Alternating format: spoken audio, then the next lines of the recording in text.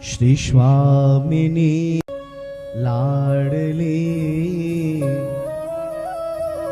श्री स्वामिनी। स्वामिनी हम राधा रानी को कहते हैं। श्री स्वामिनी लाडली मेरो मन वासना में रम गयो, मेरो मन वासना में रम गयो। शब्द स्पर्श रूप रस गंध में, शब्द स्पर्श रूप रस गंध में हरि तन को खूब डुबोयो, तन को खूब डुबोयो। मौसम अधम नहीं को जग में, मौसम अधम नहीं को जग में। जो इस पद के इस पंक्ति के अपने आप को करीब पाते हो मेरे साथ गुनगुनाइए। मौसम अधम नहीं को जग में, मौसम अधम नहीं को जग में। तब हृदय सो लगायो स्वामिनी, तब हृदय सो लगायो लाडली। हाँ स्वामिनी मेरो मन वासना में रम गयो। जो भक्ति का मार्ग है सज्जनों, बड़ा पवित्र मार्ग है। भगवान ने प्रहलाद जी को आशीर्वाद दीना है। बाद में श्री प्रहलाद जी महाराज के ऊपर कृपा करके भगवान अंतर ध्यान हुए हैं। तत्पश्चात ऋषि महाराज असुर पुत्र आए। असुर पुत्रों को श्री प्रहलाद जी महाराज ने 4 अध्याय में 4 आश्रमों के संदर्भ में बताया है। कलिकाल में जीव की आयु 100 साल की है। कलिकाल में व्यक्ति की आयु 100 वर्ष की है। ये अलग बात है। असंयमी दिनचर्या के कारण अभी हम शतक नहीं पूर्ण कर पाते, लेकिन आयु 100 वर्ष की है। अब 70, 80, 90 तक लोग मुश्किल से पहुंच पाते हैं असंयमित दिनचर्या के कारण। महाराज 100 वर्ष की आयु है। हमारा जो यह 100 वर्ष है, इसको हमारे महापुरुषों ने 4 भागों में विभक्त किया है। श्री प्रहलाद जी महाराज ये संदर्भ बताते हैं असुर पुत्रों को, बोले 4 भागों में हमारी आयु को विभक्त किया है।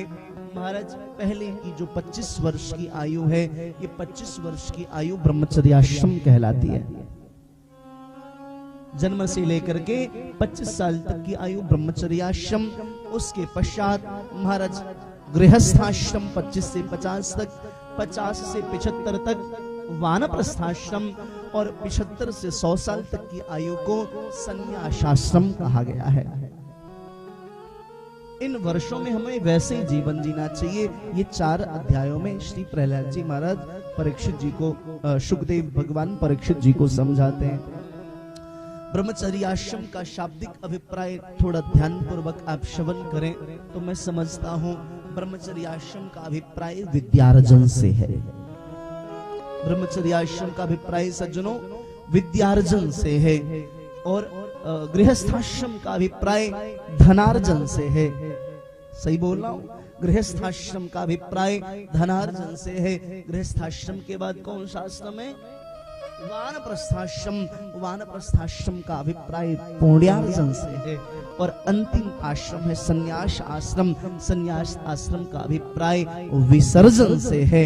विसर्जन का अभिप्राय, संन्यास का मतलब क्या? बोले जीवन में जो कुछ भी अर्जित किया महाराज सबका न्यास कर दीजिए, सबको समर्पित कर दीजिए। आपके जीवन में जो भी योग्य दिखे, आपके संतान दिखे, आपके परिवारीजन दिखे, अगर वो योग्य न हो तो कोई भी चैरिटेबल ट्रस्ट, आप जो कुछ भी आपने अर्जित किया है आप उसको न्यास कर दें, विसर्जित कर दें, और फिर अपने आप को श्री ठाकुर जी के चरणारविंद में समाहित कर दें। संन्यास आश्रम का अभिप्राय विसर्जन से है। 4 आश्रमों के नियमों के धर्मों का वर्णन कीना है। उसके पश्चात यहाँ पर परीक्षित जी ने प्रश्न किया, बोले गुरुजी ऐसा कैसा विश्वास था कि परमात्मा खंभे को फाड़ करके प्रकट हो गए। परमात्मा खंभे को फाड़ करके, आज परमात्मा खंभे को फाड़ के प्रकट क्यों नहीं होते? आप पूछेंगे ना, प्रहलाद की रक्षा करने के लिए भगवान खंभे को फाड़ के प्रकट हो गए, आज क्यों नहीं प्रकट होते? आज क्यों नहीं प्रकट होते? ध्यान दीजिएगा सज्जनों, शास्त्र कहते हैं, संत जन कहते हैं, सूर अनेक फिरे कण मांगत, पे पद सूर सुस्वाद कहा, पुनिताल मजीरा बजाती फिरे, मीरा मतवारी सी चाह कहा। सिया राम कथा कितनों ने लिखी,